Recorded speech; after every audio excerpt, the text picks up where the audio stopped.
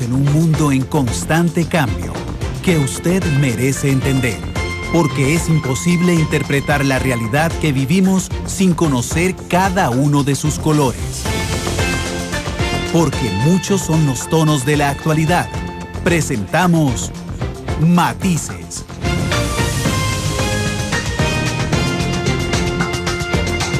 Una producción de Noticias Monumental.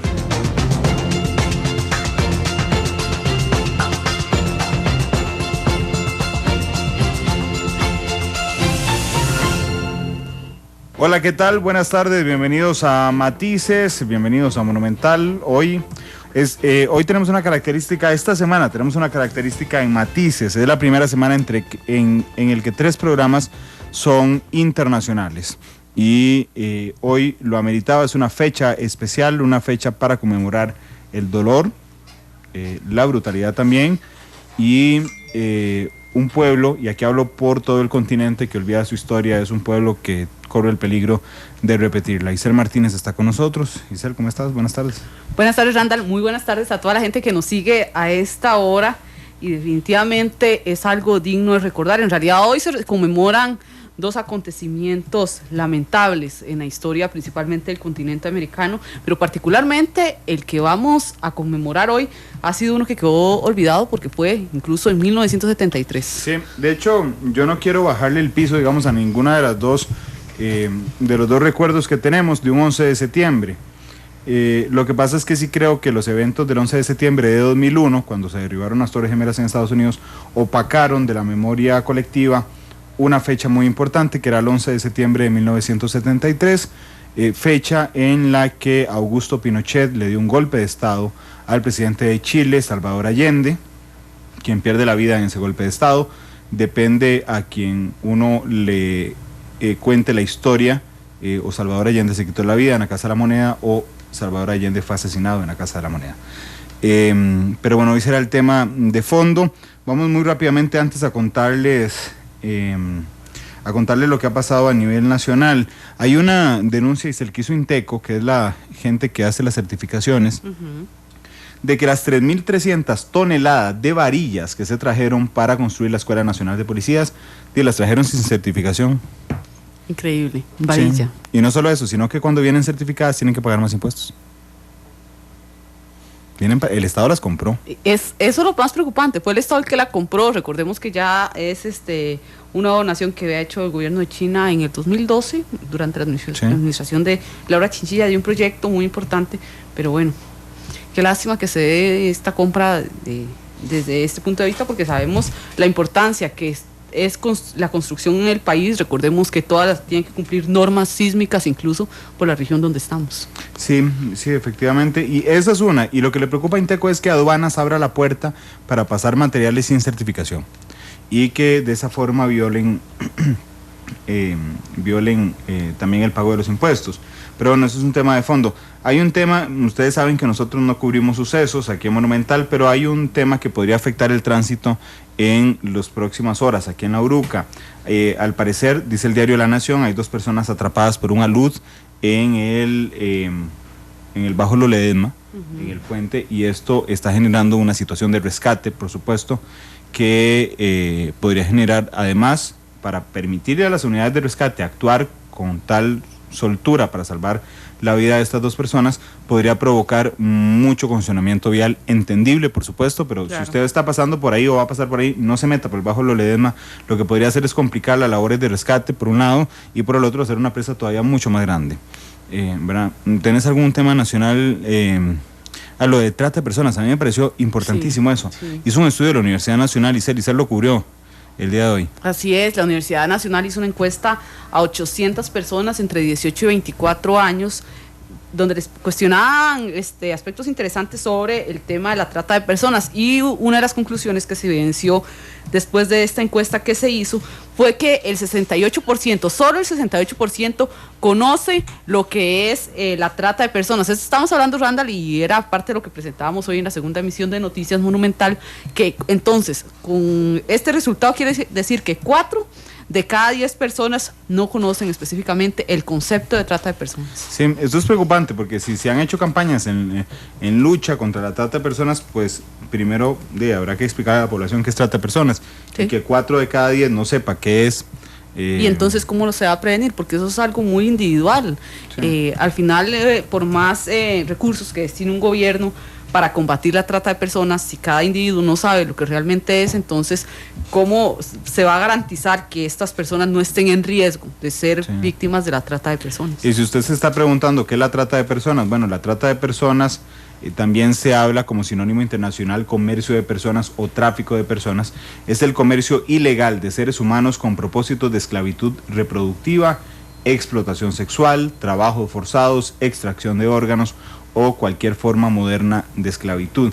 Y en Costa Rica hay casos de trata, hay casos de gente que ha caído en esto, que de un momento a otro le ofrecen un trabajo de $10,000 en Europa, le pagan los tiquetes y cuando llegan allá resulta que los obligan a ser trabajadores sexuales para pagar la deuda, por ejemplo. Ese es un tema de trata, lo recordaba hoy en el noticiero, lo quiero recordar a esta hora, que el exdirector del OIJ, te conté, Francisco Segura, me dijo una vez: vea, Randall, si usted ve un negocio facilísimo, donde va a ganar un montón de plata, no lo firme porque es mentira. Eso no va a pasar en la vida real. Cuesta normalmente mucho. Es un timo. Es completamente, y les ponen condiciones muy fáciles también. A veces hay algunas situaciones de vulnerabilidad que tiene algunos sectores de la población, y para por ejemplo, una persona que está joven, que le lleguen a ofrecer $10,000 para un trabajo fuera del país, pues cualquier persona se podría ilusionar y podría en algún momento aceptar cualquier propuesta de este tipo. Sí, bueno, este es uno de los temas, y el otro tema internacional de hoy es la condena de anoche, de Leopoldo López a 13 años de prisión en Venezuela, que le está generando mucha presión al régimen de Nicolás Maduro. Hoy hablábamos también de estrategias, y me decían, bueno, es que podría ser una estrategia del régimen de Maduro para inmovilizar a Leopoldo López con mira a las elecciones. Bueno, sí, pero hay estrategias de estrategias, ¿verdad? Porque cuando él se entregó en febrero del año pasado, de alguna forma se convirtió en el mártir de la oposición, y ahora una condena todavía lo eleva más, ¿verdad? Entonces Maduro no es un ajedrecista, así como... No. Como muy avesado en estrategia. Entonces, bueno, vamos a ver qué pasa. Hay un artículo muy interesante en BBC, bueno, que de todo lo que relata, dice que en el momento en que se leyó la sentencia, donde incluso estaba la familia de Leopoldo López, alguien tiró la pregunta: ¿y ahora qué hacemos? Y todo el mundo se quedó en silencio. Nadie, ni los protestantes ni la familia de Leopoldo López supo responder. Entonces ahí lanza la pregunta, que ahora el dilema es si protestamos o votamos. Sí, porque y además la frase de Leopoldo López a la jueza es muy fuerte. Sí, le dijo Leopoldo López a la jueza: a usted debe tener más miedo de leer, si me va a condenar, usted debe tener más miedo de leer esa sentencia que yo de escucharla, porque usted sabe que soy inocente. Fue lo que le dijo Leopoldo López ayer. Bueno, vamos al tema de fondo, porque hoy vamos a aprovechar cada minuto. Vamos a hablar efectivamente del golpe de Estado en Chile en 1973. Don Vladimir de la Cruz está con nosotros, historiador, diplomático, porque en un momento otro lo vemos de embajador un día estos en algún lugar y hay que traérselo corriendo todas las semanas a Matices. Don Vladimir, ¿cómo le va? Mucho gusto estar aquí con ustedes otra vez. No, yo no estoy ya en carrera diplomática. Es capaz que un día esto lo llaman. Lo curioso de los puestos diplomáticos es que se mantiene el título. Sí. En el caso del embajador, aunque ya no funcione, se le sigue diciendo embajador. Es una tradición internacional, no es local, es internacional. Sí. Entonces es una cosa muy extraña. A los presidentes que han ejercido el cargo se les debiera decir también presidentes. Si se les dice presidente 2010, 2014, es presidente, no es expresidente. Y así, pero en el campo diplomático el título del puesto se mantiene. Es una cosa de una tradición remontísima. Usted es el embajador de la Cruz. Y los cancilleres también mantienen, ¿verdad? A veces ando con la cruz a cuestas. Bueno, hoy vamos a hablar... A propósito, antes de entrar al tema de fondo, nada más se lo voy a dejar aquí planteado a usted que mencionó impuestos. ¿Sí? En ese paquete de impuestos que está metiendo el gobierno, no sé si ustedes se han dado cuenta y saben que está aumentando en 10 colones en impuestos todos los envases plásticos de Costa Rica. Es decir, si alguien necesita comprar una cosa para un bebé, para un niñito, para lo que sea, pero nada más a quienes nos están escuchando, piensen en qué cosas que no sean de plástico se compran hoy frecuentemente. Muy pocos envases de vidrio, que sí, eso sí no están pagando, pero todo lo de plástico está pagando en ese nuevo paquete 10 pesos más. Eso es un encarecimiento en el costo de la vida impresionante. Pero lo más grande de esto, que se me ha informado a mí, es que cuando se determinó aumentar el impuesto de esa naturaleza, no se hizo un cálculo exactamente de cuánto es el efecto que eso va a recaudar, pero igual otros impuestos que se establecieron ahí se hicieron sin hacer el cálculo de lo que va a generar. De una manera irresponsable nada más se estableció impuesto a los plásticos, 10 pesos más, impuesto a la venta del carro usado, tanto más, un 1,5%, creo que eso, lo suben al 5%, y así van algunos, porque lo que hicieron nada más fue subir los impuestos que ya estaban establecidos sin ningún criterio técnico científico, digámoslo así. Eso se lo dejo ahí para que ustedes investiguen.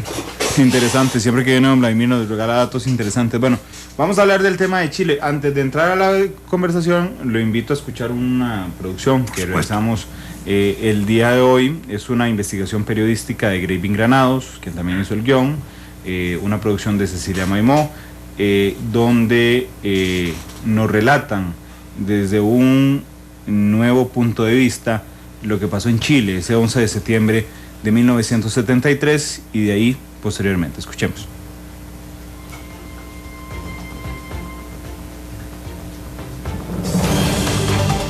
...11 de septiembre... 42 años de la caída de Salvador Allende. Podría contarles sobre la cantidad de chilenos que se vieron afectados. Pero mejor, escuchemos los relatos de quienes lo vivieron de cerca. Mi nombre es Alonso Venegas, soy actor, tengo más de 50 y tantos años trabajando en esto, es lo único que he sabido hacer en mi vida. Nací en Chile, por supuesto, yo soy del año 38, tengo 76 años, en octubre cumplo los 77. Bueno, yo estudié teatro en Chile en la Escuela de Teatro de la Universidad Católica. Y trabajé desde más o menos alrededor del 62, fines del 62. De ahí empecé a trabajar y no paré de trabajar. Mi nombre es Pedro Parra, soy casado, tengo 2 hijos. Llegué a Costa Rica en el año 80. He hecho toda mi vida aquí en Costa Rica. Es un país al cual yo amo profundamente. Y tengo un gran agradecimiento tanto por mí como por muchos chilenos que llegaron en las mismas condiciones mías. Yo soy editor y profesor. La última oportunidad en que me pueda dirigir a ustedes. La Fuerza Aérea ha bombardeado las torres de Radio Portales y Radio Corporación. Mis palabras no tienen amargura sino decepción, y serán ellas el castigo moral para los que han traicionado el juramento que hicieron. Soldados de Chile. Cerca del mediodía, el lugar donde trabaja el presidente de la República fue bombardeado y quedó bajo los escombros de un oscuro Santiago. Ese lugar es el Palacio de la Moneda, el mismo donde Allende perdió la vida. Entonces salí yo, primero vi toda la cosa de lo que pasó, los tanques en la calle, las balaceras que había, y me fui a la Universidad de Chile, donde estudié, al pedagógico. Me fui al pedagógico porque ahí yo tenía amigos míos. Un íntimo amigo mío que en paz descanse, también actor, que murió el año pasado, que estaba aquí, Juan Catevas. Nosotros éramos amigos, éramos poto y calzón, como decimos en Chile, desde muchachos. Y Juan estaba en el pedagógico. Y yo me fui allá a ver qué es lo que pasaba, a ver qué hacíamos. Bueno, no le voy a entrar en tanto detalle, la cosa es que hubo un momento que ya los comunistas, Juan era muy amigo mío, podía responder, pero los comunistas tenían su propio, ya ellos mandaban ahí en la célula la cosa es que yo tuve que salir de ahí. Yo dije, bueno, ¿qué hago? Me voy a la casa de mis padres, porque seguramente iban a caer como cayeron al apartamento donde yo vivía. Yo me encontraba en la editorial Quimantú, trabajando, y desde primera hora se notaron ciertos movimientos no habituales, poca locomoción y un gran movimiento de tropas, de efectivos del ejército, era lo que se veía. Fue una cosa muy tensa. Como me acaba de decir a los trabajadores, yo no voy a renunciar. Colocado en un tránsito histórico, pagaré con mi vida la lealtad del pueblo. Y les digo que tengo la certeza que la semilla que entregáramos a la conciencia digna de miles y miles de chilenos no podrá ser cegada definitivamente.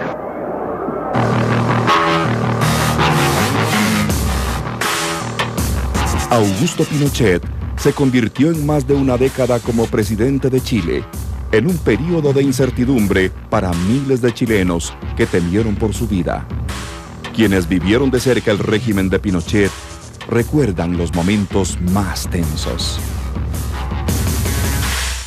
9 de mayo, día de mi cumpleaños, llegué alrededor de las 2 de la madrugada, golpean fuertemente la puerta de mi departamento y me dice, siento que dicen investigaciones, abro la puerta, entra una gran cantidad de gente rápidamente armadas, todos con fusiles ametralladoras. Miro a través de la ventana, que yo estaba en la sala, afuera había gente apuntando hacia adentro y preguntan si no hay nadie más en la casa. Digo que no. Rompen algo del entretecho para ver, entran al baño, ven debajo las camas, revisan todo y comienza el interrogatorio más inmoral que he visto en mi vida, ¿no? Que lo sufrí a mi esposa en un cuarto y a mi hijo pequeño, en esa edad tenía 2 años y medio, 3 años, se lo llevan a otro cuarto y a mí en la sala y nos interrogan a los 3. A mi hijo, mostrándole el libro de cuentos, le preguntaban cuáles son los tíos que vienen a ver, porque los chilenos le decían tíos a todos los amigos. Entonces, ¿quién viene? ¿Has visto armas aquí en la casa? El papá tiene pistolas, tiene de estas. Entonces fue un interrogatorio al hijo y a mi esposa en esa época. Me ponen las esposas, yo le digo, no es necesario, yo no me voy a arrancar, no soy delincuente. Entonces ahí empieza la parte dignidad a funcionar. Vamos, me llevan a Tastabillones ahí ya arrastrando en un momento dado. Eso, lo que hicieron conmigo, ilegal, fue un secuestro. Que fue el secuestro que hicieron con todas las personas que detuvieron en sus casas, sus trabajos o en la calle. Ahí comienza la inmoralidad. Llega el mes de septiembre y nos hacen formar en el patio y dice que por bondad del presidente de la República, Augusto Pinochet, se va a decretar una amnistía. Entonces, de los 200 que habíamos ahí, nos liberaron como a 150. El temor de miles de chilenos les generó una única salida: el exilio. Finalmente, yo tenía afortunadamente mi pasaporte. Y a Juan Cateva un día le llega que tiene que presentarse en investigaciones, como quien dice el OIJ aquí. Juan me avisa y yo me escondí. Dije, los dos teníamos que ir. Y lo estuvieron interrogando 3 días y le preguntaban por mí. Al tercer día, cuando ya lo van a soltar a Juan, le dice, mire, Juan, dígale a Alonso que esto era un día miércoles en la noche. Dígale a Alonso que tiene que salir de Chile, que se vaya antes del domingo, porque el domingo le va a caer con todo. Me llamó Juan y por esas cosas de la vida, el que era gerente de Braniff en Chile en ese momento, era compadre de mi mamá, un gringo, muy buena nota, hijo de gringo con chilena. Y entonces el gringo Jimmy, lo llamé yo esa misma noche, le digo, Jimmy, tengo que salir. Y Jimmy me dice, bueno, ya te pongo en la lista. Allá las líneas aéreas tenían que mandar en ese momento la lista de los pasajeros 72 horas antes. O sea, nadie podía salir si no eran mínimo 3 o 4 días. Porque la lista, cuando volvía a las líneas aéreas, las listas venían con crucecitas. Los que estaban con cruz, a eso lo apañaban ahí mismo al subir al avión, antes de subir, qué sé yo. Y por supuesto el gringo me avisaba si yo podía o no irme al aeropuerto.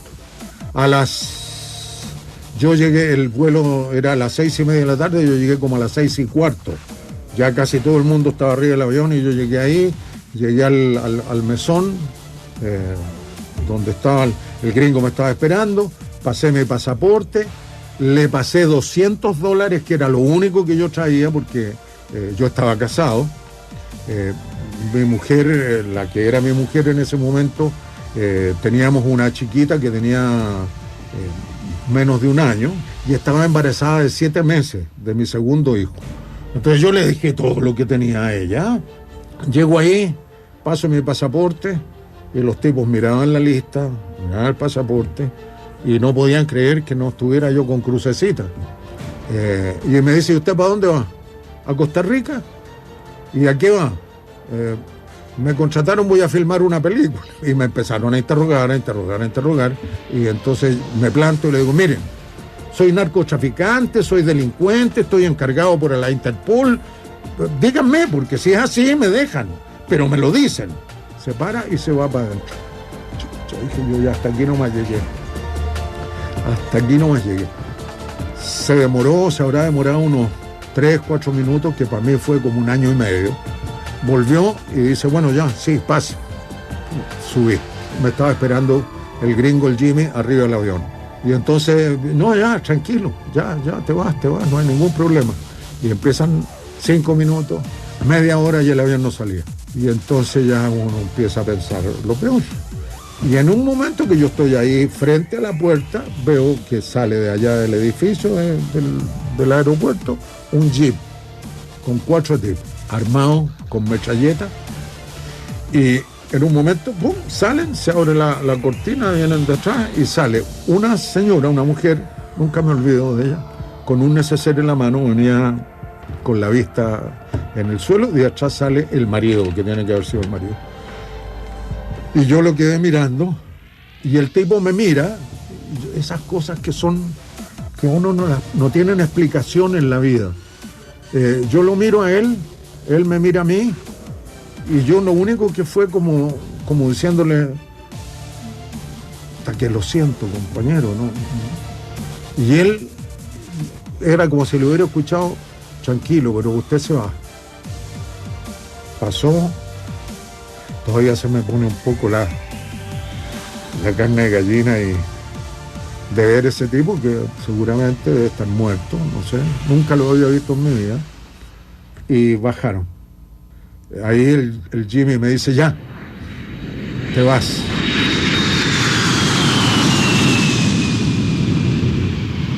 Más allá de estar lejos, hay cosas que cambian. La vida en Chile era muy dura.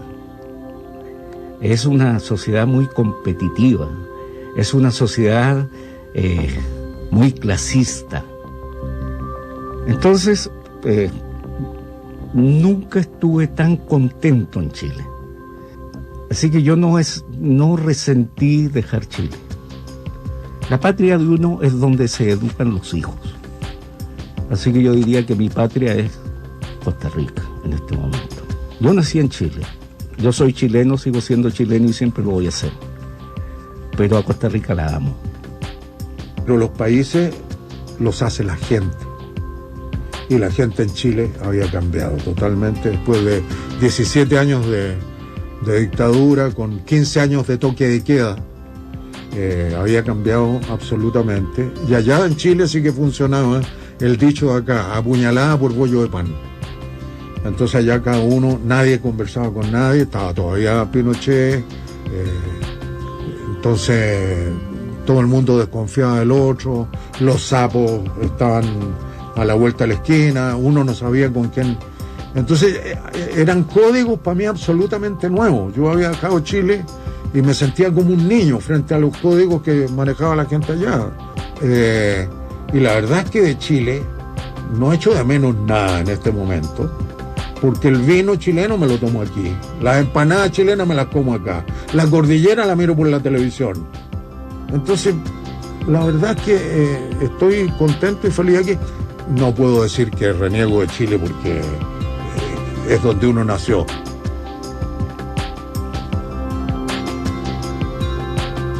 Edición Víctor Peralta. Producción Graving Granados y Cecilia Maimó. Locución Fabricio Santamaría.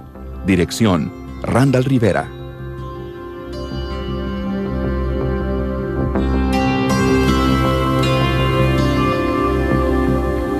Dos de la tarde con 32 minutos. Ahí teníamos desde un punto de vista muy diferente de los exiliados aquí en Costa Rica, el golpe de Estado militar en Chile en 1973. Vamos a la pausa y regresamos hoy para una clase de historia con don Vladimir de la Cruz aquí en Matices.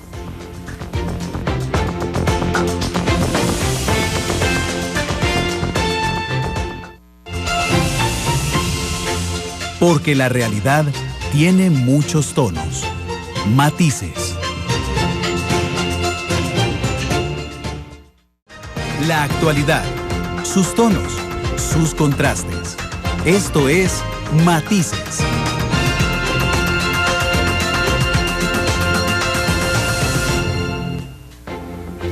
Dos de la tarde con 37 minutos. Bueno, se nos ha cortado el tiempo, pero valía la pena reproducir este reportaje también logrado de Graving Granados y Cecilia Maimó, que representa mucho, y ya nos decía don Vladimir, la parte humana de un proceso que aún sigue recordando y que sigue repercutiendo en la historia de Chile, don Vladimir. Y en el continente, porque nadie del continente puede olvidar hoy tampoco los sucesos del 11 de septiembre de 1973, en un Chile que tenía algunos años de vivir en democracia y se había convertido, igual que nosotros, en una de las democracias sólidas, como lo era Uruguay también, y de los pocos países que en América Latina tenían tradición democrática, porque en lo demás había una tradición de dictaduras y de gobiernos autoritarios y militares muy fuerte. Y en este caso Chile había ensayado un proceso político novedoso en la década del 60 que, al impacto de la Revolución Cubana, también había sacudido el continente. Acababa de pasar también la guerra de guerrillas del Che en Bolivia en el 67, cuando fue asesinado el Che ahí, murió, cayó. Bueno, lo mataron, en realidad. Ya detenido lo matan, porque era mejor tenerlo muerto que tenerlo encarcelado, porque la figura política se iba a exaltar en un proceso judicial probablemente. En torno al caso de Allende, me parece que es importante destacar que el presidente Allende toma la decisión de quedarse en la casa presidencial que se llama la Casa de la Moneda. Esa fue una decisión sabiendo que él iba a fallecer ahí, no que se iba a suicidar. Entendamos bien eso, porque para suicidarse no tiene que suicidarse a escondidas del pueblo en medio de un golpe militar, ni mucho menos. En ese caso hubiera sido más importante y él hubiera podido salir de Chile en avión perfectamente, porque el movimiento golpista empieza a las 7:40 de la mañana y termina como antitud de las 3 de la tarde. Y en ese lapso, pues él pudo perfectamente haber salido de Chile, protegido, y haberse convertido en un líder indudablemente de gran magnitud continental en el exilio, pero él asume la difícil tarea hasta el final de su vida de quedarse defendiendo la Constitución de Chile, el régimen constitucional que él representaba, las reformas sociales que él había empezado a impulsar en Chile, y era también una manera de exhibir la casta militar horrorosa que se iba a montar ese día en Chile por largos 17 años en la historia de Chile, y que también se hace paralela de la historia de una gran cantidad de dictaduras que se impulsan en ese momento en Chile. Una de las manos sangrientas que opera en Chile en la configuración del golpe de Estado fue el embajador Nathaniel Davis, que era el embajador gringo en esa época, que había sido embajador en Guatemala, que en Guatemala había ayudado a desarrollar las bandas fascistas, terroristas, como la Mano Blanca, la nueva organización anticomunista, el Consejo Anticomunista de Guatemala, que se dedicaron a exterminar y a matar de la manera más salvaje a jóvenes, a estudiantes, que incluso los devolvían descuartizados en sacos en las puertas de las casas. Así fue la matanza en Guatemala, y en eso estuvo comprometido este señor embajador Davis, que fue trasladado a Chile justamente para coordinar desde la embajada americana y con la CIA y con los organismos paramilitares y más de una docena de buques que estaban al frente de Chile de la Armada norteamericana, que fueron apoyo logístico para el golpe. Allende, digamos, en esos últimos semanas y días, pues había estado sumido en un proceso de desestabilización política y económica muy grande por parte de algunos sectores que eran fuertes o opositores, y por otro lado por los sectores mismos del ejército, a pesar de que algunos generales, entre ellos el mismo Pinochet, le habían jurado lealtad, y otros hasta pocos días antes del golpe lo hacían de manera muy verdaderamente hipócrita. Y por otro lado porque en ese mismo año del 73 empezaron a darse algunos sucesos que orientaban a señalar el camino al golpe, como fue el asesinato de algunos generales chilenos importantes, leales a Allende, como René Schneider y el Tanquetazo, que fue una sublevación militar que se produjo el 29 de junio del 73. Por otro lado, cuando asesinan al Edecán, uno de los hombres más importantes cercano a Allende, el comandante Arturo Araya Peters.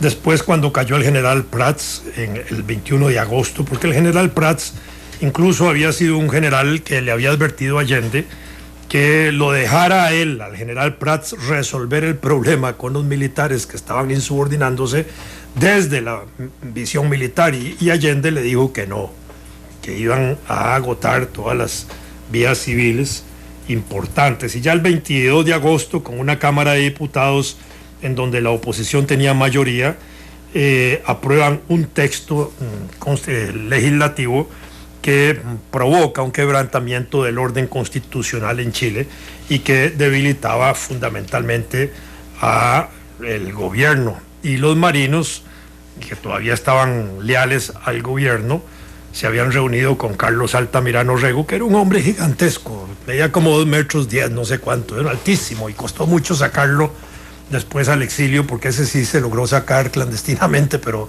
fue una tarea verdaderamente titánica, porque era sacar a una especie de Joaquín Gutiérrez un poquito más alto, que era también muy difícil de sacar. Y los marinos se habían explicado a Carlos Altamirano, que era un dirigente socialista. En Chile había el Partido Comunista de Chile de una larga tradición, con Luis Corbalán y otros, Bolodia Telker, un gran historiador, José Toa, Carlos Altamirano, Gladys Marín, que era la dirigente juvenil de aquella época, que después llegó a ser secretaria general del Partido Comunista hasta hace poco tiempo, que falleció de un cáncer. y que le tocó también estar en la clandestinidad, primero en el exilio y luego volvió en la clandestinidad a la lucha, que fue muy importante. En la corte incluso de Chile, todavía en época Allende, produjo un desafuero a Carlos Altamirano, que había sido pedido por el ejército el mismo día 11 de septiembre, el día del golpe. Y el día 11, cuando ya se sublevó la aviación, que empezaron a bombardear y a tirar eso, pues eso produjo una desorientación muy grande, porque el gobierno de Allende no llamó a las armas a proteger, tampoco tenía el pueblo armado, y el ejército, que era un componente que él creía que iba a ser defensor de la constitucionalidad, el que estaba violando la Constitución, y muchos trabajadores fueron aquí comparando negativamente lo que fue la Revolución Rusa, que se iban a meter a las fábricas como para defenderlas, pero meterse ahí era también quedarse atrapados en las fábricas como en Ratoneras, donde después llegaba el ejército fácilmente a tocar. Y el 11 de septiembre pues se produjeron los crímenes, y se inició una etapa de crímenes en Chile que se mantuvo hasta la caída de Augusto Pinochet. El 18 de septiembre, ya muerto Pinochet, la Iglesia Católica de Chile realizó un tradicional Te Deum en la Basílica de la Gratitud Nacional, que es el santuario de la María Auxiliadora de los Padres Salesianos, donde asistieron algunos expresidentes de Chile, como Gabriel González Videla, que era parte de los grupos que estaban ahí, Jorge Alessandri y Eduardo Frei Montalva, que después pasan todavía después a jugar algunos papeles posteriores, que era prácticamente un apoyo a la junta militar por parte de los líderes de los partidos Radical, del Independiente Pronacional y del Demócrata Cristiano, con lo cual estaba técnicamente sometido a toda la institucionalidad política de Chile, que queda bajo el gobierno militar hasta 1990, cuando el 11 de marzo de ese año de 1990, después de un plebiscito que lo pierde Pinochet, y después de que se había aprobado una constitución, Alvin asume la presidencia de Chile en marzo de 1990, y desde allí se reconstruye la sociedad democrática chilena, que todavía ha tenido algunas limitaciones importantes de participación política, pero que se han ido limpiando esos escollos. Quedaba, digamos, en la cuestión siempre la discusión de la muerte de Allende. Obviamente, y para mí es claro que Allende muere defendiendo la casa presidencial que él representaba, jamás se suicidó. La tesis de los militares fue de que él se había suicidado cuando ellos entraron a la oficina presidencial. Allende había dado órdenes de que se quedara solo, que él sacó a todos sus guardaespaldas para garantizarles y protegerles su vida. Hace pocos meses, me parece, menos de un año, 2 años, se realizó una autopsia en los restos del presidente Allende, y se logra demostrar que tenía 2 tiros debajo de la mandíbula, ¿verdad?, en la cabeza, que terminaron justificando una vez más la tesis de los militares de que se había suicidado. Pero no es tan tajante. Yo leí el informe de la biopsia, no dice que es un suicidio, dice que las características son las de un suicidio, con lo cual eso sigue ahí como un tema de discusión. Pero el hecho de que haya 2 balazos es muy difícil a la cabeza de que el suicida se pueda pegar 2 balazos en la cabeza simultáneamente.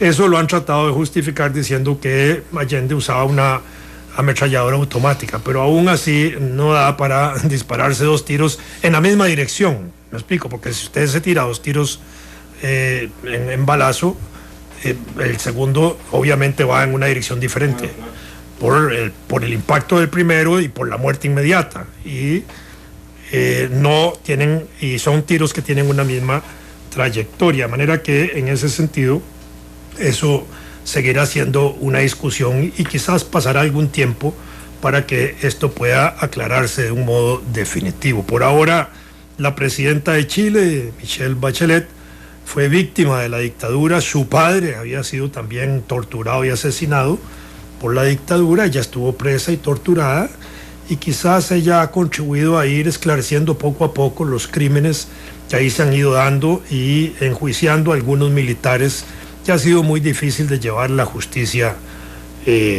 constitucional, pero ese es un proceso de la sociedad chilena que va a costar hacerlo. En todo caso, hoy recordamos a Allende como un mártir de la transformación democrática en el continente, un hombre que defendió la institucionalidad democrática y la constitucionalidad de Chile con su vida. Yo creo que esto es importante. Yo creo que hay que rechazar a portas la idea del suicidio. La tesis del suicidio es la tesis de los militares, no es la tesis de un hombre que está dispuesto a entregar la vida por la constitucionalidad, sabiendo que su vida física también en el exilio pudo haber sido tan importante como su muerte. Mire, ahora que usted habló de la presencia del embajador de los Estados Unidos, ¿qué papel de presión ejerció Estados Unidos? Porque recuerdo que después del golpe de Estado, el régimen militar casi que esperaba una salutación continental por haber derrocado a un gobierno marxista. Sin embargo, creo que el único que dijo algo fue Henry Kissinger, que era en ese momento el secretario de Estado de los Estados Unidos, ante algunas posiciones que había tenido Allende, contrarias a lo que le interesaba a Estados Unidos. ¿Cuál fue el papel para usted de Estados Unidos en este caso? ¿Y quién fue el líder intelectual del golpe? ¿Fue Augusto Pinochet? No, yo pienso que el líder intelectual del golpe fue Nathaniel Davis, el líder político, y los asesores militares de la embajada en ese momento. Yo tenía la lista, no la traje aquí, no pensé que íbamos a hablar de eso, pero tengo la lista de los asesores militares del momento, que fueron los que jugaron el papel importante asesorando a las Fuerzas Armadas en todas las dimensiones, la Fuerza Aérea, la Infantería, la Marina, la parte de tanques, la Policía de Carabineros, todo eso. Y porque habían ido desarrollando una etapa de sabotaje muy importante, de atentados terroristas, de voladura de puentes, cortando vías de férreas, destruyendo oleoductos y gasoductos. Había habido un proceso de desestabilización muy grande, y la Guardia el ejército en general lo habían neutralizado frente a ese sabotaje. Si ellos tenían la obligación de cuidar eso, lo habían hecho los tontos para que eso sucediera y creara el caos y la desestabilización en ese sentido. Y había obviamente una orientación fundamental de detener el avance del socialismo y del marxismo en América, sobre todo por el impacto de la Revolución Cubana, que ya era importante en el continente, porque en Cuba se había creado la Organización Latinoamericana de Solidaridad en 1967, y porque se había creado la Organización Tricontinental, en la cual estaban representadas las fuerzas revolucionarias y transformadoras de lucha de liberación nacional de África, Asia y América Latina, allí donde había, digamos, una amplitud inmensa de organizaciones que participaron allí, incluso de Costa Rica, participando en ese organismo tricontinental y latinoamericano, OLAS, para coordinar y para intercambiar experiencias de la lucha social por buscar un régimen social diferente. En esa época el socialismo y el capitalismo eran como la definición internacional de la lucha política de sistemas, y en ese sentido el socialismo en Cuba era el socialismo en América, estaba a 90 millas de Miami. Claro. Es un periodo en que están desarrollándose guerrillas en América Latina al impacto un poco de la emoción del triunfo de la guerrilla en Cuba. Se desarrollan grupos guerrilleros en el continente porque alguna gente, no necesariamente partidos comunistas, porque los partidos comunistas no entraron en la etapa de las guerrillas, esto es importante destacarlo, sino que más bien fueron otras fuerzas de izquierda las que impulsan las corrientes guerrilleras en el continente, porque los partidos comunistas en ese momento estaban inscritos en una lucha que llamaban por la revolución, o las vías pacíficas de la revolución, de las cuales Luis Corbalán, el secretario general del Partido Comunista de Chile, había elaborado unas tesis allá por 1961-63 que marcaban un poco la orientación de aprovechar todos los espacios democráticos en ese sentido, lo que aquí en Costa Rica se ha llamado el socialismo costarricense Manuel Mora, que era un poco eso, no ir a la vía armada, aún en el periodo de la clandestinidad y ese tipo de cosas. Y por otro lado, Rodney Arizmendi, un gran líder comunista uruguayo, un gran intelectual, había elaborado un documento sobre la revolución continental allá por el año 60 también, donde elaboraba esas tesis. Y en el año 61 se había realizado una conferencia internacional de partidos comunistas, que después se conoció como la Conferencia de los 81 partidos, porque ahí estaban al margen los chinos, donde se habían ratificado las tesis de la coexistencia pacífica y la lucha pacífica de la revolución. La lucha armada se entendía como una posibilidad de lucha, pero era una lucha técnicamente lejana, no estaba en la perspectiva de los partidos comunistas. Tanto así, por poner un ejemplo ahora extremo, el 19 de julio de 1979, cuando está cayendo Somoza, en Nicaragua, resultado de la lucha sandinista, del Frente Sandinista de Liberación Nacional, Altamirano, no me acuerdo ahorita el nombre de él, pero era su apellido, secretario general del Partido Comunista de Nicaragua, que se llamaba Partido Socialista Nicaragüense, estaba en Moscú, y el 19 de julio, el día que está cayendo Somoza, Altamirano está dando unas declaraciones internacionales que deben haber sido publicadas, dichas en Moscú como 2 o 3 días antes, sí, pero que son publicadas el 19 internacionalmente, donde dice que la dictadura de Somoza no va a caer por la lucha militar. Eso da una idea de que él, comunista en Nicaragua, desconocía el escenario militar de la guerra que se estaba dando ahí.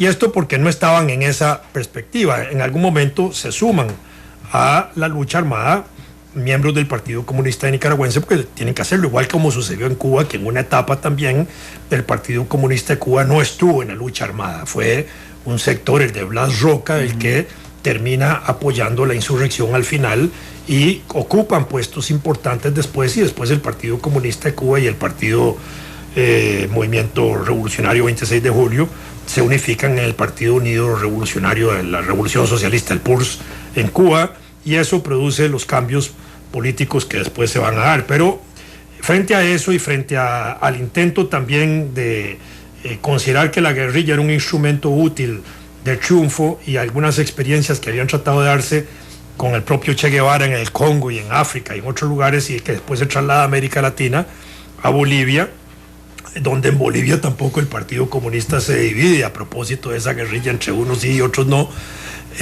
Al final la guerrilla en Bolivia fracasa y se crean quizás condiciones importantes para luchas sociales más profundas.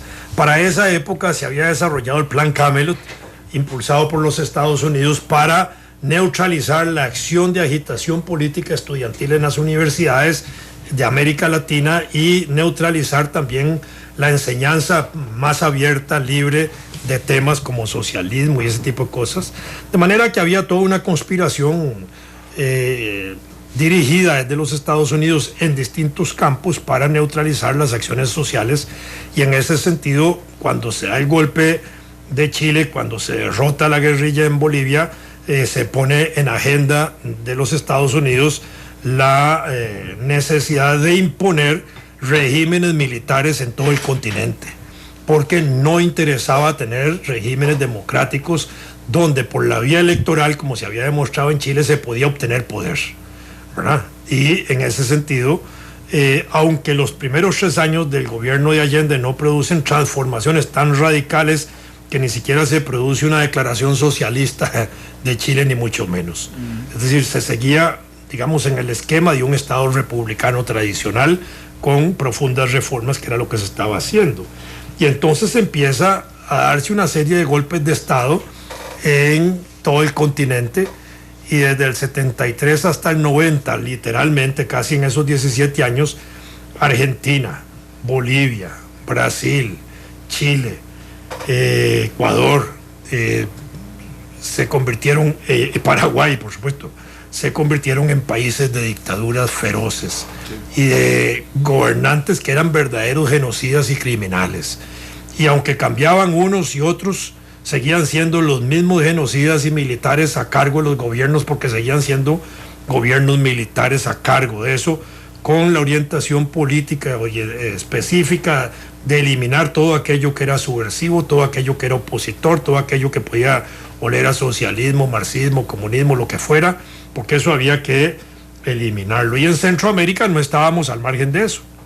Estaba en Nicaragua, estaba en Somoza, en Honduras estaban los militares también allí, en Salvador y en Guatemala, ni qué decir. En Guatemala, después de 1954, solo gobiernos militares habían llegado, ¿verdad? A pesar del periodo de la Revolución Democrática de Arbenz y Arévalo entre 1944 y 54, la verdad es que nosotros estábamos rodeados o infestados de dictaduras y tiranías, todas sangrientas.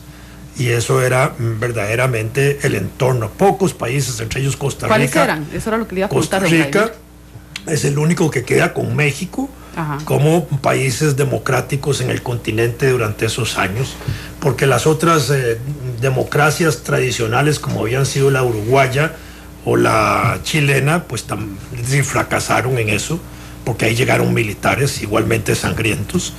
El mismo Mujica, que acaba de estar por aquí, el don Pepe Mujica, el presidente, estuvo como 17 años preso, ¿no? Entonces, así, y los militares en Argentina, ni qué decir, tiraban en avión al mar con pesos en los pies, ajá, a la gente para que no solo se estallara contra el agua, sino que se además se fuera al fondo de una vez, ¿verdad? Es decir, eran cosas que son como impensables. En Brasil, la dictadura brasileña, cuando interrogaba a mujeres, las interrogaba metiéndoles en el útero ratoncitos de esos que se usan en el laboratorio, blancos o grises o negros. Sí. Así les metían. Era una cosa horrorosa, y en esas prácticas iban a entrenarse funcionarios policiales de Costa Rica, fueron a entrenarse en la época de Pinochet a la Policía Nacional Chilena y a los carabineros, policías del OIJ. Por eso es que ahí en el OIJ todavía hay resabios de esas prácticas de tortura, cuando allá había antes en los sótanos del OIJ cámaras de tortura donde habían señales de esa naturaleza, cuando hay prácticas todavía viciadas en algunos funcionarios en matonismo, en excesivo castigo a los prisioneros, etcétera, es porque todavía hay de haber entrenadores de ese periodo de la época de Pinochet que dejaron muy marcado ese ADN de la tortura y el maltrato a los prisioneros y a los detenidos y a los privados de libertad. Y eso yo no sé si el OIJ lo ha curado o no, pero puede ser un ADN que todavía anda dando vueltas por ahí. Alguna vez oí decir, no sé si será cierto del todo, que a un agente del OIJ en Chile le habían sacado un ojo en una tortura, porque estaban torturando a un chileno, el chileno se defendió y parece que le puso un ojo a un... Esto nunca se dijo, pero siempre era un rumor que había. Entonces, esto es importante entenderlo, porque la policía nuestra ha sido entrenada por asesinos en muchos casos, en academias militares del Canal de Panamá, ajá, cuando existían, donde allí se entrenaban a todos estos dictadores, porque todos estos dictadores fueron entrenados en Fort Gulick, en la Academia de las Américas y en las 16 academias militares que habían en la zona del canal, cuando no iban a Washington, cuando no iban a Corea del Sur, cuando no iban a Alemania Occidental en aquella época, y a otras academias, incluso a la policía israelita, que también sirvió para entrenar en ese sentido. Bueno, creo que el tema ha sido súper amplio, porque queda un montón de temas, pero se nos fue el tiempo, ¿verdad? Ya. Sí, son las... Sí, y apenas arrancábamos, pero bueno. Don Vladimir, muchas gracias por haber estado con nosotros. Con mucho el tiempo, pero lamentablemente soplado. Tenemos que hacer una segunda parte para hablar de muchas cosas. Sí, completamente. Sí, porque precisamente la vinculación de lo que pasó en Chile y después las dictaduras militares en un montón de países de América Latina, creo que en Colombia no, ahora como una de las excepciones. No, en Colombia hubo dictadores en la década del 50, Gustavo Rojas Pinilla. Sí. En la década del 50. Pero bueno, cuando uno une lo de Chile, lo de Argentina, lo de Uruguay, lo de Paraguay, bueno, es increíble. Todo, Argentina, Chile, Uruguay, Paraguay, Brasil, Bolivia, Ecuador, Perú. Sí. Colombia en un fragmento en la década del 50, ya después no. Pero después la misma Panamá, porque si uno parte de los golpes de Estado, el mismo Marto Ribó fue un golpista, después Noriega, y después nos brincamos a Costa Rica, donde no y hay... ya sigue para arriba. Después Nicaragua, Honduras, Salvador, Guatemala, México, la excepción, igual que nosotros. Bueno, don Vladimir, muchas gracias por haber estado con nosotros. Vamos a una pausa comercial, después sigue, cuando regresemos, Vivir Bien. Así es que bueno, ya casi regresamos.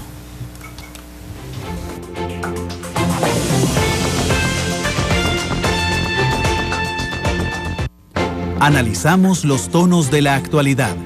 Exploramos sus contrastes, matices.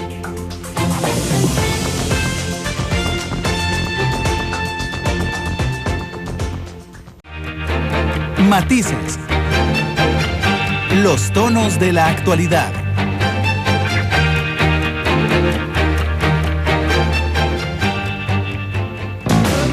Ponga su futuro en las mejores manos. BN Vital le ayuda a planear su retiro para vivir bien.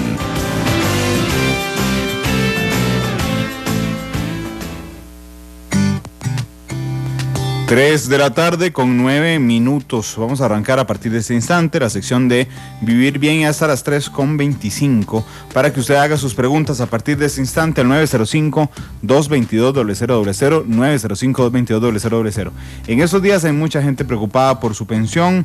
Yo siempre le recuerdo que cuando usted se pensiona por la caja, normalmente le reconocen entre un 50 y 60% de su último ingreso, un 20% más del régimen obligatorio de pensiones, y si usted quiere llegar un poquito más arriba, entonces tiene que empezar desde ahora con un plan de pensión voluntaria. Pero bueno, hay muchas preguntas sobre beneficiarios, sobre edades, cuotas, bueno, y ya estamos recibiendo las primeras llamadas al 905-222-0000. Muy buenas tardes, ¿cuál es su nombre? Hola, buenas tardes, mi nombre es Carlos. Hola Carlos, gracias por llamar, adelante. Muy amable. Mire, el otro día estuve escuchando la cantidad de cuotas pensionarse y son 38.2 años, ¿verdad? Que ese es básicamente el régimen actual. La pregunta que yo tengo es, yo ahorita tengo 42, más o menos llevo cotizada la mitad de mi vida laboral, más o menos 20 años por ahí. Y uno siempre se pregunta la seguridad del régimen, que es lo más preocupante. Entonces yo quisiera saber cómo hacen las operadoras de pensiones para garantizar que uno vaya a tener los fondos. Y la otra pregunta, entonces también más, por ejemplo, si yo gano actualmente 1 millón de colones y me pensiono hoy día, ¿cuál es el promedio de salarios que me toma en cuenta para efectos de calcular la pensión? Muchas gracias. Gracias, Carlos. Muchas gracias. Perdón, yo no había saludado a Marco, ¿verdad? Don Marco Vargas, el gerente comercial de BN Vital. Don Marco, adelante. Buenas tardes, Randall, Isel. Y bueno, para entrar directamente con la pregunta que hace Carlos, es muy interesante. A ver, el régimen de la caja es un régimen de reparto, ¿ok?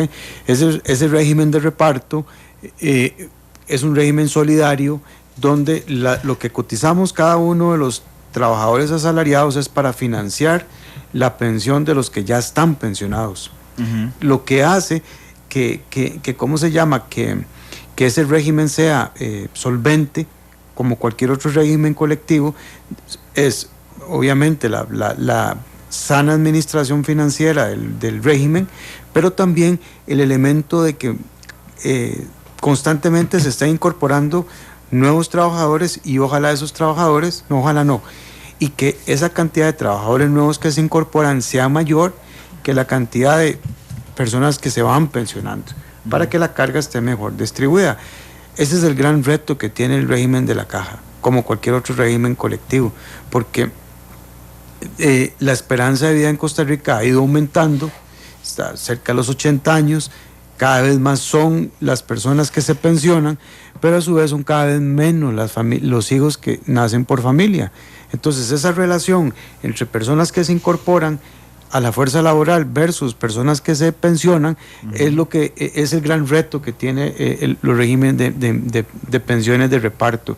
Los regímenes de pensiones que administramos las operadoras de pensiones son de capitalización individual, es decir, tiene que ver con el aporte que cada uno de nosotros hacemos y con la sana administración de las inversiones, no tiene que ver ese elemento demográfico, de manera tal que las operadoras nos vemos sujetos a una serie, digamos, de parámetros de inversión, de medición del riesgo, de cómo se llama, de sanas políticas que son supervisadas por la Superintendencia de Pensiones, donde los niveles de riesgo que se asumen son tan bajos, ¿verdad?, que digamos que ese es como en el panorama futuro, uh-huh, uno podría decir que es lo que pinta más seguro de cara al costarricense, sobre todo porque no tiene el elemento del factor riesgo.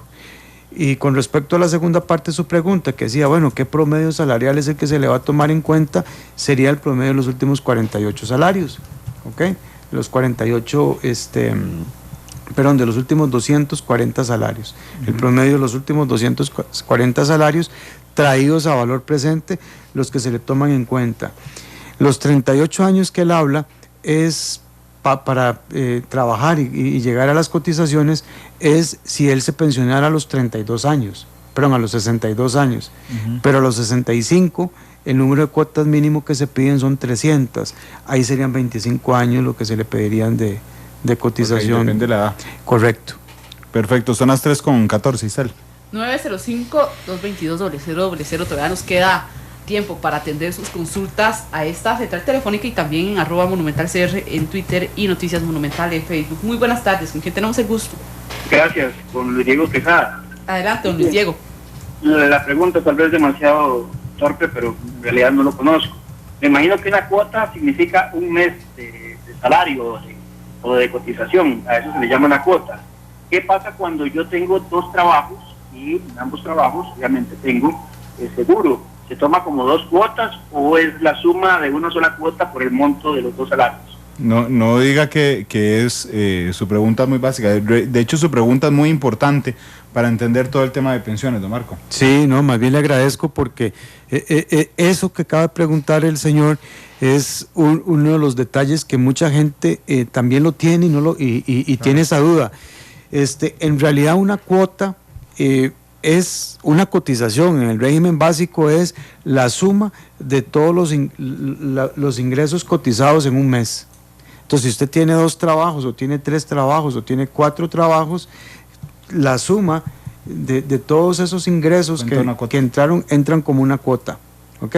Pero para efectos del cálculo del salario promedio que le van a sacar para hacer el cálculo de la pensión, le suman todos los aportes. Claro. Ok, una cuota a su mes, efectivamente, y aunque usted tenga muchos trabajos, se suman todos los aportes y se genera una sola cuota. Correcto. Ante el Seguro Social. Son las 3:16, vamos con la siguiente llamada. Buenas tardes, ¿cuál es su nombre? Ahí hay un aguacero. Buenas tardes, ¿cuál es su nombre? Buenas tardes, Carlos Sanabria. Don Carlos, gracias por llamar, adelante, por favor. Mire, yo tengo 62 años y solo tengo 192 cuotas registradas en la caja. ¿A qué edad me pensiono? ¿O eso me sirve para pensionarme en qué determinado momento? 192 cuotas, 62 años, ¿verdad? 62 años tengo. Sí, ya don Marco le responde. Muchas gracias, don Carlos. Gracias, mi amable. Don Carlos, sí, en realidad usted podría, digamos, si usted sí continúa trabajando hasta los 65 años, vamos a ver, la edad de pensión normal sería los 65 años con 300 cuotas. Quiere decir que le estarían haciendo falta 100 cuotas, ¿verdad? Lo que sí puede pasar es que llegado a los 65 años, si no completó las 300 cotizaciones, que es el mínimo que le piden, puede solicitar un estudio y es probable que califique para una pensión reducida. Es decir, ahí tendría 2 opciones. Vamos a ver, 60 cotizaciones, en realidad estamos hablando, bueno, son 108 cotizaciones, ¿verdad? Las que le está haciendo falta. Estamos hablando 9 años, ¿ok? Entonces, digamos, para llegar a las 300 cotizaciones y tener la pensión completa, tendría que trabajar hasta los 71 años. Ahora, a los 65 años puede solicitar un estudio para ver si califica para una pensión reducida. Eso significa que no le darían la pensión que le correspondería si cumpliera todos los requisitos, le aplicarían un factor de descuento y podría pensionarse con una pensión reducida. Tendría que ser la solicitud. Ok, 3:18, tenemos varias llamadas. Así es, muy buenas tardes. ¿Con quién tenemos el gusto? María Caballero. Adelante, doña María. Un abrazo. Primero felicitarlos por la exposición del doctor Vladimir de la Cruz. Creo que nos pone un escenario holístico de unos tantos años que bendito sea Dios o bendito sea lo que cada persona pueda estimar. Se puede hablar en Costa Rica de pensiones y todas estas situaciones complementarias que nos comprometen a proteger más el país. Así es que, sí, pronto, tal vez, para las conclusiones del programa anterior, ver el enriquecimiento humanístico en que Costa Rica tenemos que proteger toda esa vida de salud y de pensiones y de familias para engrandecer lo que nos compete en humanidad. Muchas gracias y los felicito por sus programas. Gracias, doña María Caballero, que siempre nos llama, por cierto, es una señora súper culta, siempre nos da unos aportes valiosísimos. 3:19, muy buenas tardes, ¿cuál es su nombre? Buenas, mi nombre es César Chávez. César, gracias por llamar, adelante, por favor. Mire, yo en realidad tengo 29 años, estoy trabajando para la caja y quería hacer una consulta sobre el ROP. El fondo de capitalización yo lo tengo en la caja y el ROP está en Banco Popular. Quería trasladarlo al ROP para hacer un aporte extraordinario cada mes. ¿Es bueno o que me recomiende? Gracias. Gracias, don Marco. Bueno, si más no le recuerdo, quería trasladar el FCL al ROP como aporte extraordinario, o en realidad realizar un aporte extraordinario desde diferentes vías, ¿verdad? No, se cortó. Se nos cortó la llamada. Bueno, no importa, voy a tratar de ampliar en cualquiera de las líneas. Si su intención sería sacar el FCL y trasladarlo al régimen obligatorio de pensiones como un aporte extraordinario, pues ahí lo que tiene que tomar en cuenta es lo siguiente. Si él quiere engrandecer más el régimen obligatorio de pensiones o su pensión propiamente, si es bueno alimentar ese dinero, ¿verdad? Digamos, alimentar esa cuenta, que lo puede hacer a través de un aporte extraordinario al régimen obligatorio de pensiones o abriendo un plan voluntario. ¿Dónde es que sería mejor el plan voluntario de pensiones o el régimen obligatorio de pensiones? Si está pagando impuestos sobre la renta, porque si su salario está dentro de los salarios sobre los cuales tiene que pagar impuestos sobre la renta, esos aportes extraordinarios para ese mes en especial los puede deducir del pago de impuestos sobre la renta y le genera una mayor rentabilidad. Si lo dejan el fondo de capitalización laboral, una vez que cumple los 5 años y no está sujeto al quinquenio, normalmente los fondos de capitalización laboral tienen una rentabilidad no igual, pero sí no tan distante del régimen obligatorio de pensiones, pero le queda a la vista. Entonces son como dependiendo de los objetivos que tenga, ¿verdad? 3:21, creo que nos queda tiempo para una o dos llamadas más, Isabel. Muy buenas tardes.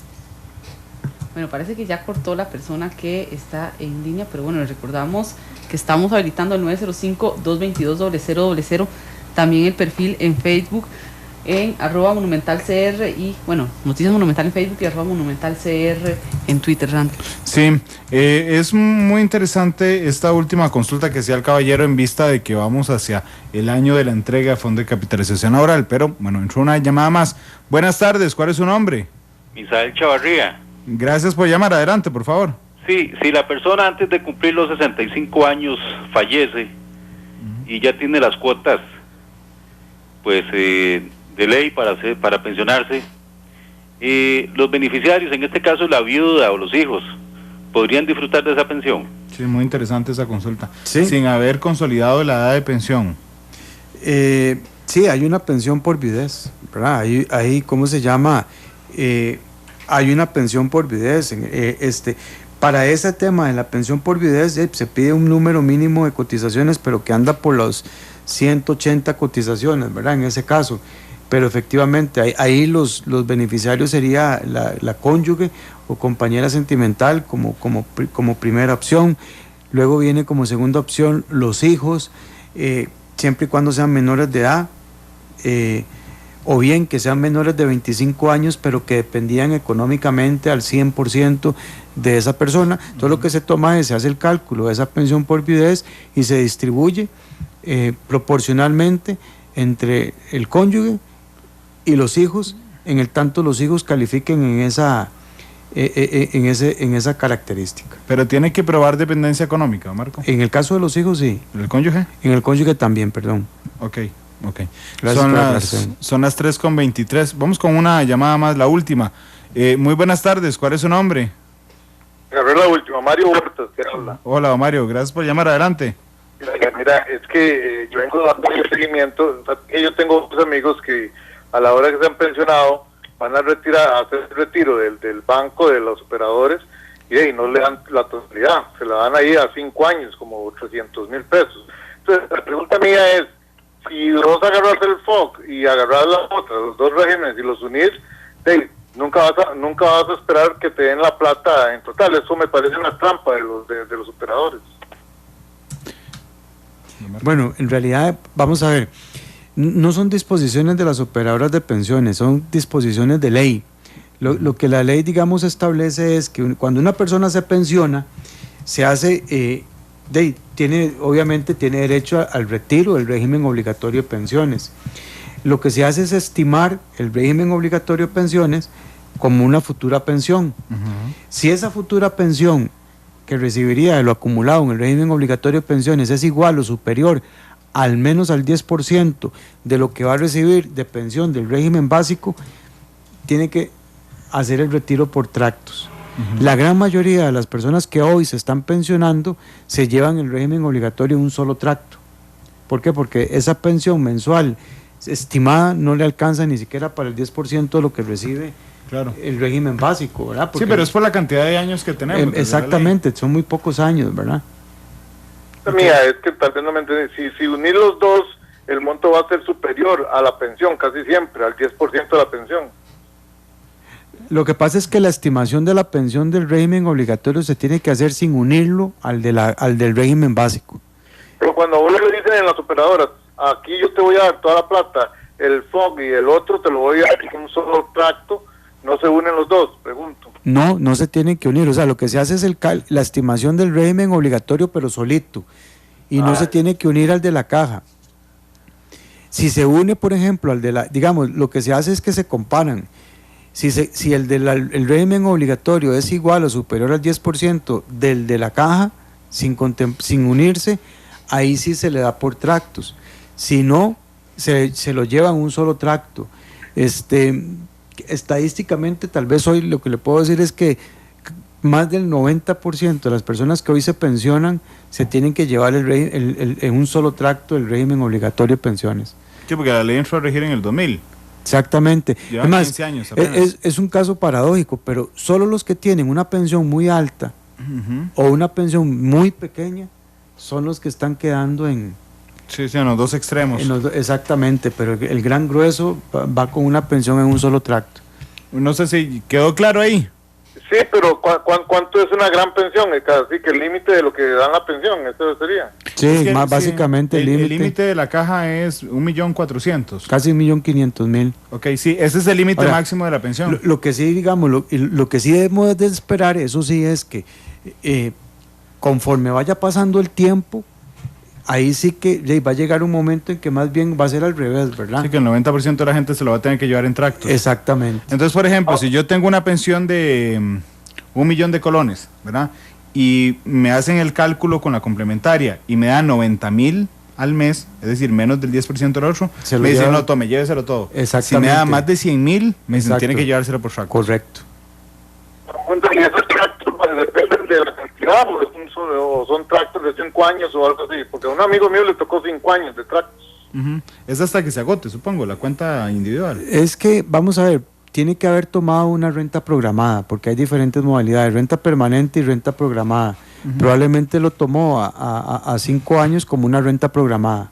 Ok, si no, pero es hasta que se agote la cuenta individual, es decir, hasta que se agote la cuenta de Randall Rivera de lo que tenía. Si es una renta programada sería hasta que se agote.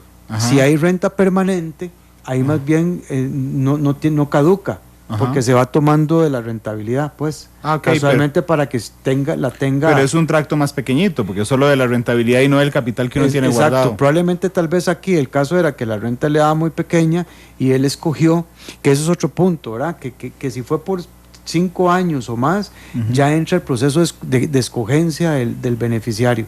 Si él escogió un tracto de 5 años, que es lo que le entiendo, es porque tal vez eso es lo que alcanzaba y ahí sí, sería hasta que se agote. Ok. Bueno, ya no nos queda tiempo. Espero que haya quedado aclarado. Son las 3:28. Don Marco, gracias por haber estado con nosotros. Muchísimas gracias, Randall, Lisel, y encantado nuevamente de estar aquí en el programa. 3 de la tarde con 29 minutos, Cisel, gracias. Que pases un feliz fin de semana. Y gracias a ustedes que nos escucharon y que nos observarán esta noche a través de Canal 2. Los esperamos el lunes a las 2 de la tarde. Programazo el lunes también. El lunes les contamos. 3:29. Feliz tarde.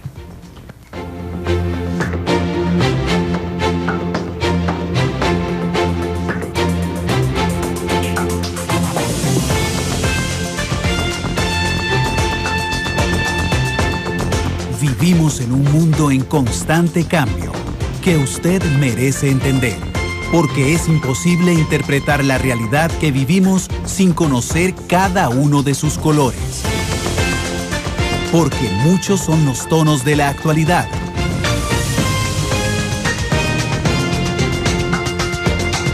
Una producción de Noticias Monumental.